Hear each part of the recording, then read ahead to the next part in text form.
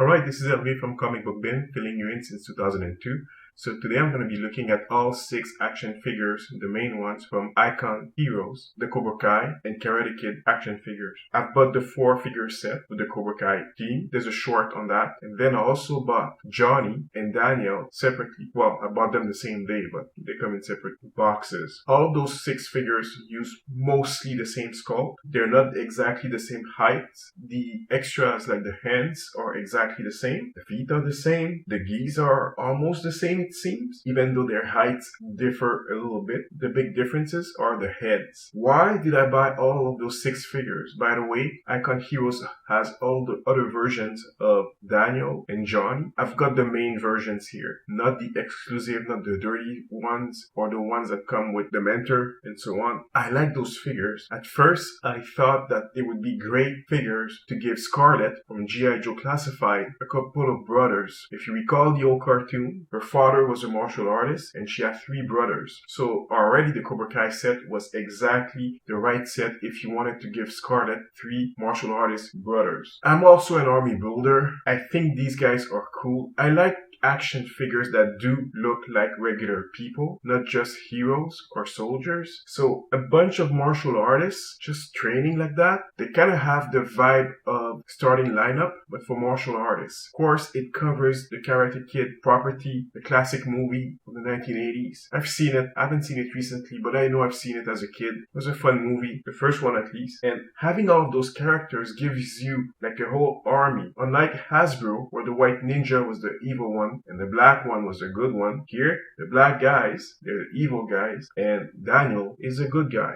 What's so special about those figures? Well, they all have the same articulation. Now, Icon Heroes is not known for action figures. It's known for statues, for other goods, properties. They produce a lot of collectible of other properties, trinkets here and there, but these are the first action figures created by Icon Toys. To some extent, they feel like action figures from a different era. They're painted, so they're not cast in the real plastic for the skin. It's all painted, so when you exchange your hands, that might be a small problem because there might be some chipping on the pegs. As part of this review, you'll also notice that I am not removing heads, and for the hands that I've removed so far, I've had to warm the figures. Icon Heroes tells you already when you open the packages that you should probably put the action figures in hot water if you want to exchange hands and heads. The pegs are very fragile. I haven't broken anything yet, but I can feel that it's easy to break. So I'm not going to change any of the heads in this review because I don't want to. I don't want to break them and I don't want to use them. The regular stoic heads for Johnny and Daniel are good enough for me. In terms of articulation, they don't have butterfly joint. That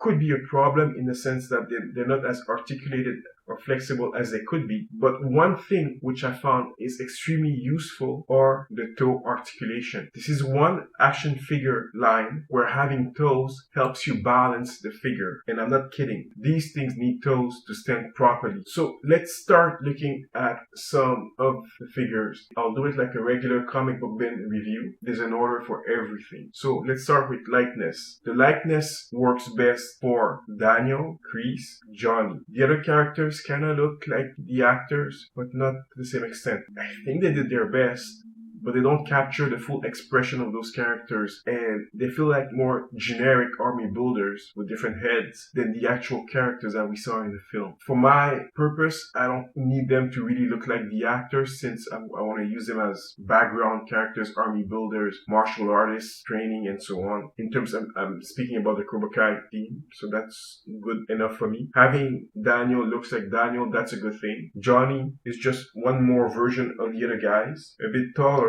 but he looks like the other ones. Chris doesn't look as old as he should be, and that's a bit of a surprise here. Now the sculpt is one of the best features of those figures. Like I said, they look realistic. They will look good with other figures, and these are your classic martial artists wearing gis and so on. If that's what you're looking for, that's what you're gonna get here. What's surprising to me is that the upper torso is the same plastic part as the neck. Usually with figures like that, you may want to change have the neck be a separate piece inserted inside the torso. But since there is no neck articulation, it means that it's one piece. What that does is that, first of all, there's no, like I said, no articulation in the neck, but it also means that the neck, the skin part, is painted. The regular plastic is black or white in the case of Daniel, which means that everything is painted on top. Having grown accustomed to separate parts for necks from classified, I would have liked having separate parts. An important part of the skull is the fact that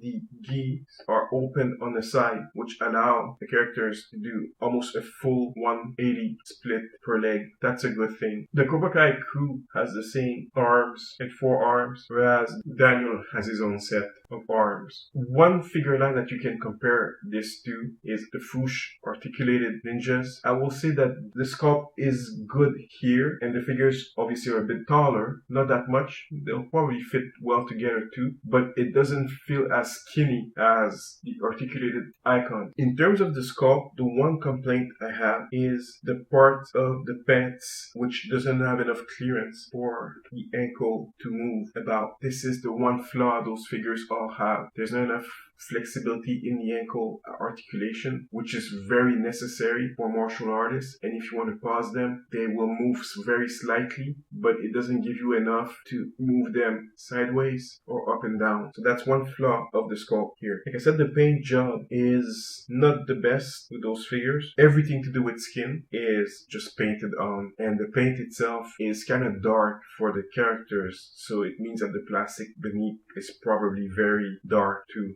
They all seem tan. It's a bit of a problem. They should be a bit paler here. The paint feels a bit thick and somehow a bit cheap. I don't have any problems in the features, in the face, the hair, and so on. And the water slide on the uniforms and so on. Those, the logos, everything, those are good. They're well done. The paint on the geese of the Cobra Kai crew are clean, mostly. There was an opportunity for them to be very dirty, but they're clean here. Again, like I said, they will chip at the pen when you insert them and remove them from the sockets. Now, these figures are really 6-inch action figures. They're a bit shorter than the classified, a bit taller than your regular Star Wars Black Series, and very much shorter than Marvel Legend. Within themselves, they work well. And if you want to use them with other lines like articulated icons, even the classified, they fit well together. But all the characters will be on the shorter side, not the taller side. In terms of scale, Johnny and Chris are the tallest. I'm not sure what part they elongated for those two guys to be taller than the other ones. I like also that all 6 of them are not exactly the same height. Feels more realistic. Daniel's in the middle in a sense, but he's not exactly the shortest, although one of the shortest. Tommy feels like the shorter one. It's a bit odd because the sculpt is almost the same, but I do know that John and Chris seem to have longer thighs, and maybe that's why they were a bit taller than the other guys. The figure are not very stable. Why? That's because the soles of the figures are fully sculpted, so they're round, they're not flat. It's very difficult to stand the figures. They will probably fall. The action figure peg holes are also not compatible with most action figure stands that I've got here. The diameter is way too small for most action figure stands. I find that if you pause them on irregular ground, like I've got here, it works best because you can find bumps and nudges. The one figure that gives me the most problem in terms of stability and staying upright is Chris. He just likes to fall. His legs are a bit looser, which means tends to fall a bit more than the other guys. And because you can't fix his ankles, can't push them upward, the stability is not very good, so he tends to fall on his back a lot. He's a bit more top heavy. They are all top heavy, so it's very difficult to give him the right position so he'll stand up. You're probably gonna have to bend him a little bit forward in order to give him the right stability. With the other guys, it's easier to pause them, and they're way more stable than Chris. It's unfortunate. The articulations, like I said, are very good. The toe articulation is essential here. Every figure has double knees and double elbow articulation. They're not pinless, they're exposed pins. The elbow bend look good, the knees not so much. The one drawback that I have, besides the fact that they don't have butterfly joint is the heads barely move.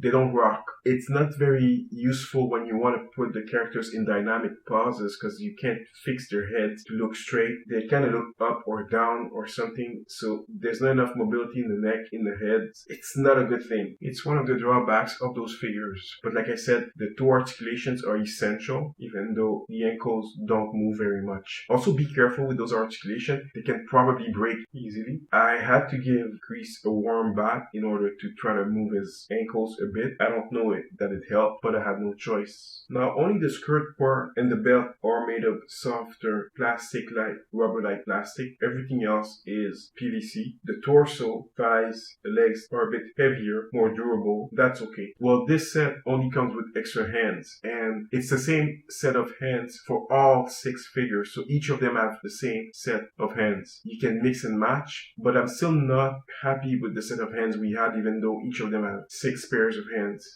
Icon Heroes did very good packaging on this stuff. Johnny and Daniel came in boxes that with a flap. Same thing for the Cobra Kai Team. They all had flaps which showed the characters inside, plastic screen cover. Not much legalese on those boxes. I don't know much about Icon Heroes. Seems like a good company, but there's not much, and it's only in English for the package. As display pieces, the box are good, but I'm gonna get rid of them anyway. Now those figures are very expensive. They're more expensive than your regular 112 action figures. They seem to be on the deluxe side, mostly because Icon Hero probably paid a lot of money for this license, which now NECA seems to have. They probably didn't expect to sell that many of them, so they probably have a smaller run. So they are expensive. They're about $40 minimum. That's $40 US. In my case, I did pay $45 or $47 for Johnny and Daniel. The bigger set I bought on Big Bag Toy Store, but I bought a set that the box was a bit damaged. The figures were not damaged, but the box itself was damaged, so I paid a little bit less. It's over $100.